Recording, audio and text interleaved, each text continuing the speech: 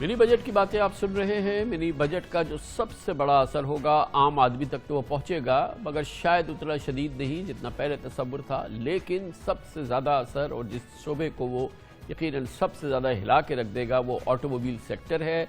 गाड़ियों की ख़रीदारी पाकिस्तान ने कई रिकॉर्ड बनाए पिछले कई महीनों से, और ऑटोमोबाइल इंडस्ट्री वो इंडस्ट्री थी जो कि दिन दूनी रात चौगनी तरक्की कर रही थी। उसकी वजह ये थी कि हुकूमती मराद थी, उसका आवाम फ़ायदा उठा रहे थे, सस्ती गाड़ियाँ कदरे सस्ती गाड़ियाँ मिल रही थी, और इसके नतीजे में हमने एक ज़बरदस्त तूफ़ान देखा गाड़ियों की ख़रीदारी का। इसका नतीजा निकला क्योंकि ये सारा हमारा काम इंपोर्ट बेस्ड होता है, जिसके नतीजे में हमारा जारी खसारे में शदीद इजाफा हो गया। हमारी इंपोर्ट्स हमारी एक्सपोर्ट को दूर कहीं छोड़ गई और इसका बोझ अब हम उठाने के काबिल नहीं हैं। इसलिए फौरी तौर पे पॉलिसी बदलने का फ़ैसला है, और वैसे भी अब हम IMF प्रोग्राम में चले गए हैं और इस किस्म के तायुश की अब मज़ीद गुंजाइश फ़िलहाल नज़र नहीं आती। इसीलिए मिनी बजट के तहत गाड़ियों की कीमतें में अब बड़ा फ़र्क चंद दिनों में आपको नज़र आएगा। हुकूमत ने 5 माह कबल वफाकी बजट में तो गाड़ियों के टैक्सेस में दी गई छूट वापस ली थी, जिसके बाद गाड़ियों की कीमतों में कमी वापस हो जाएगी, और यानी कि जो कमी हो रही थी वो रुक गई और गाड़ियाँ दोबारा महंगी होना शुरू हो जाएंगी। 850 सीसी की अब जो मिनी बजट आया है, इसकी सबसे असर पड़ेगा छोटी गाड़ी पर, जहां पर सेल्स टैक्स 12.5% से बढ़ा के अब 17% किया जा रहा है, जिसकी वजह से गाड़ियां सिर्फ सेल्स टैक्स की वजह से 1.5 लाख रुपए तक महंगी हो जाएंगी। ये छोटी गाड़ियों की बात है।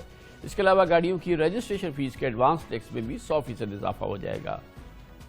मतवस्सित तबके के लिए अपनी गाड़ी खरीदने का ख्वाब अब ताबीर बनने से शायद कुछ मजीद दूर हो जाएगा। फाइनेंस ज़मनी बिल में हुकूमत ने 850 सीसी से बड़ी तमाम गाड़ियों पर सेल्स टैक्स की शरह 12.5% से बढ़ाकर 17% कर दी है। रजिस्ट्रेशन फीस भी दुगनी हो गई है, जबकि गाड़ियों पर ओन मनी की हौसला चिकनी के लिए विद होल्डिंग टैक्स की शरह को दुगना किया गया है। 1000 सीसी तक की गाड़ी पर विद होल्डिंग टैक्स 50,000 से बढ़ाकर 1 लाख रुपए कर दिया गया है। 1000 से 2000 सीसी तक की गाड़ी पर विद होल्डिंग टैक्स 1 लाख रुपए से बढ़ाकर 2 लाख रुपए किया जाएगा, और 2000 सीसी से ऊपर की गाड़ी पर विद होल्डिंग टैक्स 4 लाख रुपए करने की तजवीज है। हाइब्रिड 1800 सीसी गाड़ी पर सेल्स टैक्स 8.5% से बढ़ाकर 12.5% और 2000 सीसी की हाइब्रिड गाड़ी पर सेल्स टैक्स 12.7% से बढ़ाकर 17% किया जा रहा है। दरअसल 5 माह कबल वफाकी बजट में हुकूमत ने मकामी तैयार शुदा 1000 सीसी तक की गाड़ियों से फेडरल एक्साइज ड्यूटी बिल्कुल खत्म कर दी थी, और GST भी 17% से कम करके 12.5% कर दिया था। टैक्सेस में रियायत और कम शरह सूद की वजह से इस माली साल जुलाई से नवंबर के दौरान बैंकों से ऑटो फाइनेंसिंग में भरपूर इजाफा हुआ। पाकिस्तान ऑटोमोबाइल मैन्युफैक्चरिंग एसोसिएशन के मुताबिक पिछले 5 माह में मुल्क में कारों की फरोख्त में 61% इजाफा हुआ। इस माली साल के इब्तदाई 5 माह में 90,303 सिर्फ नई गाड़ियां फरोख्त हुई, जबकि पिछले साल इस अरसे में 55,780 नई गाड़ियां फरोख्त हुई थी।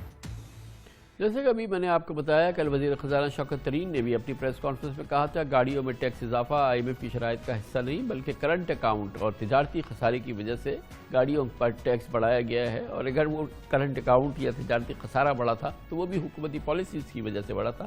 लेकिन बहरहाल शौकत तरीन साहब कहते हैं, अब बज़ाहिर ये कह रहे हैं कि हमसे गलती हुई।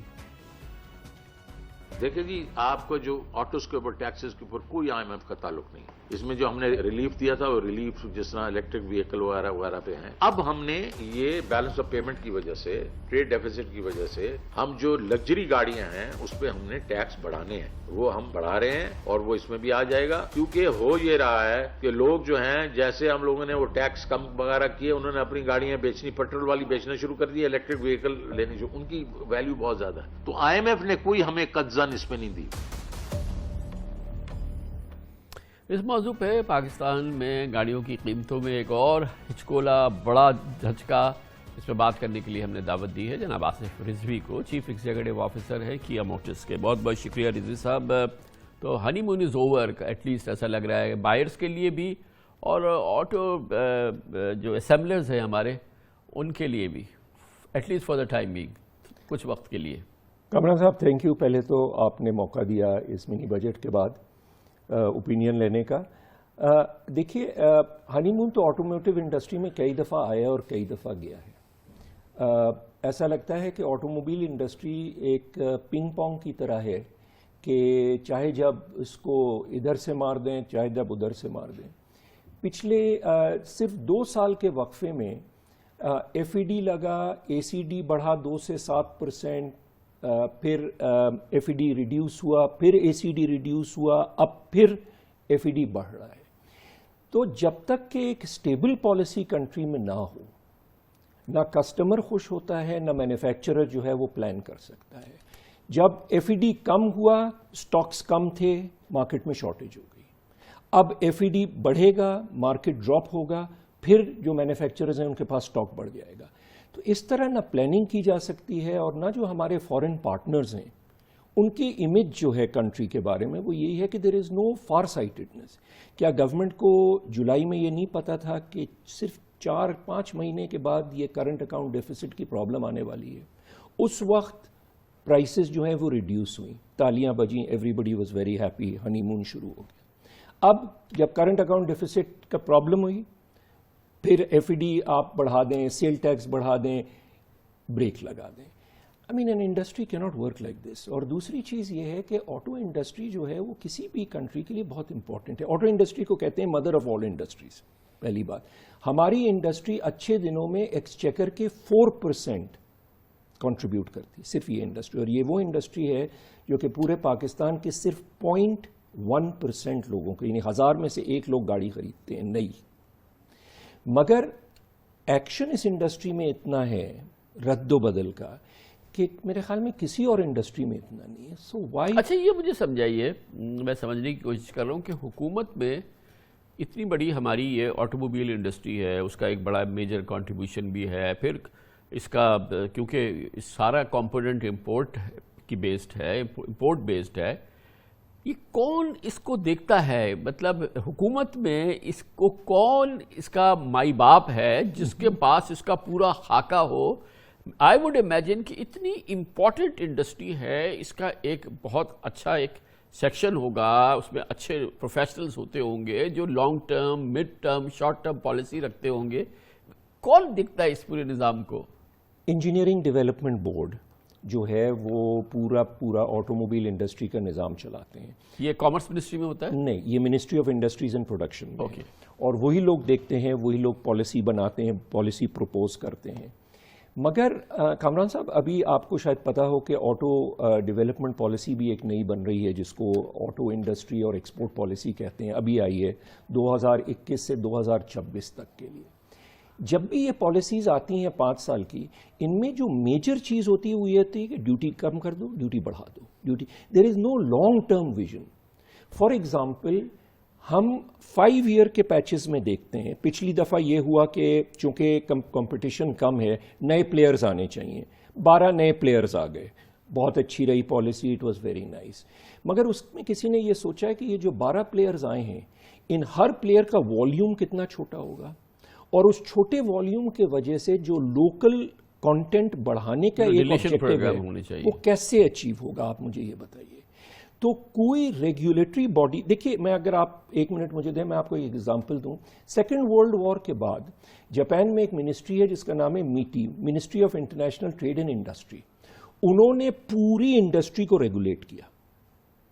ٹویوٹا اور نیسان گاڑی بنائیں گے, ہونڈا 3 دفعہ گئی ان کے پاس مگر ان کو اجازت نہیں ملی 1960s تک. انہوں نے انڈسٹری کو ریگولیٹ کیا, انہوں نے گلوبل مارکیٹس کو ریگولیٹ کیا. آپ ادھر جا سکتے ہیں, سونی ادھر جا سکتا ہے, توشیبا ادھر جا سکتا ہے. تو آپ یہ فرما رہے ہیں کہ جو ایک بڑا مسئلہ ہے کہ بیسیکلی ہمارے یہاں جو یہ آٹو موبائل انڈسٹری ہے یہ بیسیکلی اسمبلرز ہیں. جی. آپ لوگ نئے ہیں, لیکن جو لوگ اتنے پرانے ہیں انہوں نے بھی جو ہے, یہ 3 بڑے جو ہمارے جائنٹ ہیں, انہوں نے بھی جو اپنا ڈیلیشن پروگرام ہے, یعنی کہ لا کے جوڑنا, اور جو ہمارا دنیا میں ہوتا ہے انسینٹیو کہ لوکل انڈسٹری اس کے ساتھ شامل ہو, ڈیلیشن پروگرام ہو, امپورٹ کانٹینٹ کم سے کم ہو, وہ نہیں ہوا. اور ظاہر ہے کہ ڈیمانڈ اتنی بڑھتی گئی کہ اس پہ اس قسم کے ان امیجنیبل پروفٹس جو آن منی اور یہ ساری چیزیں ہوئی ہیں.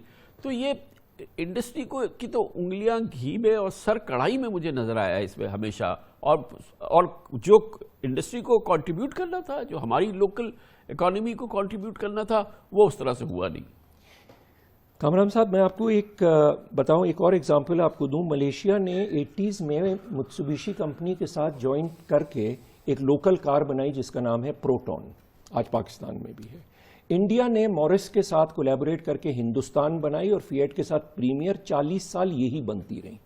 इंडस्ट्री स्ट्रेंथन हुई, लोकलाइजेशन बढ़ा। पाकिस्तान में कोई विजन नहीं है लोकल कार बनाने का। हमारी कंपनी ने एक इस दफ़ा प्रपोजल दिया था कि आप लोकल कार को प्रमोट करने के लिए इंसेंटिव्स दें। फर्स्ट ड्राफ्ट में इंक्लूड किया गया वो प्रपोजल, सेकंड ड्राफ्ट में रिमूव कर दिया गया। जो पॉलिसी बनी है उसमें there is no far sightedness. Duties हम कर दें, गाड़ियां बिकनी शुरू कर देंगे, बढ़ा दो, रुक जाएंगी। But where is the vision? क्या will we ever make a local car, या हम हमेशा दूसरों ही की गाड़ियां यहां बनाते रहेंगे? ये एक बहुत बड़ा सवाल है। जब लोकल गाड़ी बनेगी, खासतौर पे छोटी, कॉस्ट कम होगी, इंडस्ट्री बढ़ेगी, this is a vision. I mean we are, auto industry हमारी विजनलेस है। I mean I am very sorry to say, and I am sure कुछ लोग इसका बुरा मानेंगे, it's visionless. There is no long और टर्म। हुकूमत की जिम्मेदारी है ऑब्वियसली इस सिलसिले में। बिल्कुल है। देखिए, लोकलाइजेशन का बहुत जिक्र होता है। हमारे मुल्क में क्या लोकलाइजेशन है? हम करते ये हैं कि लोकलाइजेशन का मतलब है इंपोर्ट सब्स्टिट्यूशन। इंपोर्ट सब्स्टिट्यूशन में अगर हम एक लोकल चीज बनाएं तो इट्स कॉल्ड इंपोर्ट सब्स्टिट्यूशन।